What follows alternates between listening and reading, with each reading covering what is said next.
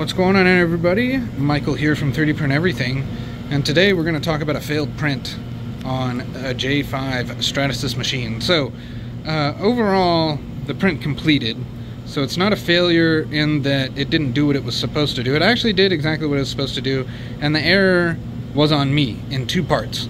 So for one,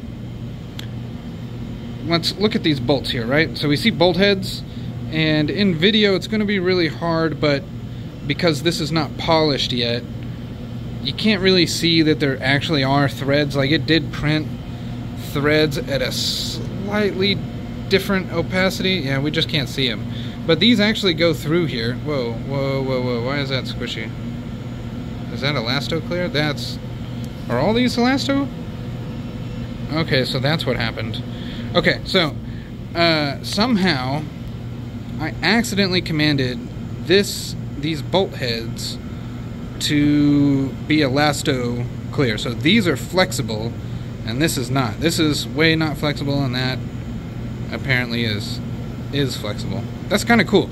But the point of this was to make it colored so that we could see it, and clear on clear is not a good visual.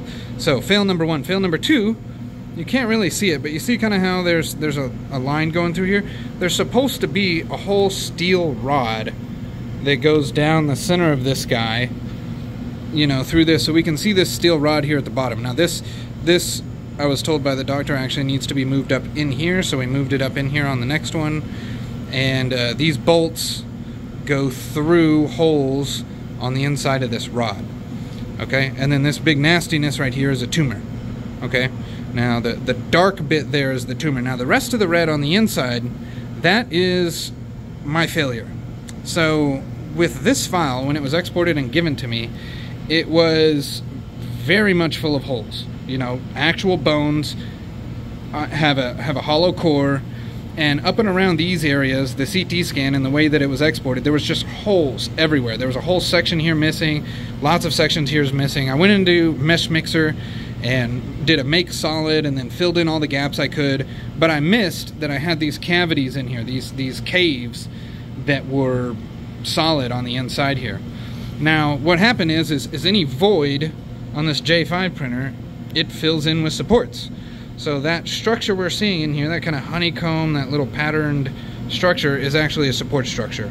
And to reduce the amount of support material you use, it adds a little bit of the red material in there so that you use a little bit less of the just pure clear supports. But yeah, so this is support structure on the inside here. So for the representation that this bone is supposed to be, with a very visible rod down the center with visible bolts, and supposed to be clear and not have all this red nonsense on the inside of it, this would be considered to me a failure. Now this is still a usable model, and we can talk about this with other things, and it's quite dense. I mean, I feel like I could really smack someone with this thing, smack something, not someone. And I'll probably use it to practice polishing these. Now part of the issue with this is here, this could come out a bit cleaner, especially right here. So look, this is the top, and it wasn't quite perfect, and the top was even covered in supports for some reason, and the bottom here is just really kind of heavy with supports.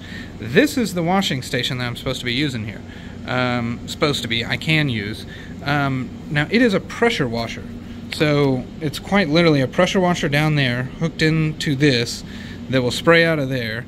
Got a little wiper blade and a fan. I reach my hands in there, the part will be on the inside, and I can wash and blast off all this excess support here. Now when the support is done, you know, you can scrape it off. Now I've pretty much scraped this all off, but the issue is I need to hook this up with a regular hose outlet.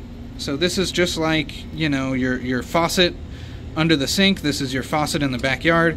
It's a faucet.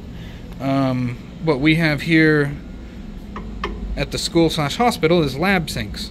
So there is no faucet in here. I've got a lab sink. I'm going to have to come up with a unique solution where I do a Y splitter here with two different knobs on it, and then one Y splitter will go to the sink, and the other Y splitter will go to like a hose repair kit that we can buy from like Home Depot or Amazon, and then that will hook up to my pressure washer, which will then go to here, and then we'll have a drain that goes from here into there. Because the support material, once it's printed, is safe to go down the drain, is safe to be washed off. And through a phone call with Stratasys today, I was told that if I actually have a bin that I can soak the parts in, I can, that'll actually help with removing the supports too. So that'll be super neat, and we'll likely get a bin. But we have fixed all those issues on this print, and this is the same print now, but with all the fixed issues. So we will see how this one comes out and compare the two in the next video to show what a non-failure looks like. And hopefully by then we'll have our washing station hooked up so I can kind of show off how that looks. But yeah, just wanted to kind of give an update on medical 3D printing of orthopedic bones for visual representation and teaching and research. Yeah, guys, what are your thoughts on this printer and its printing process, and what are your thoughts on my failed print here? Otherwise, Michael signing off. Have a good day, guys.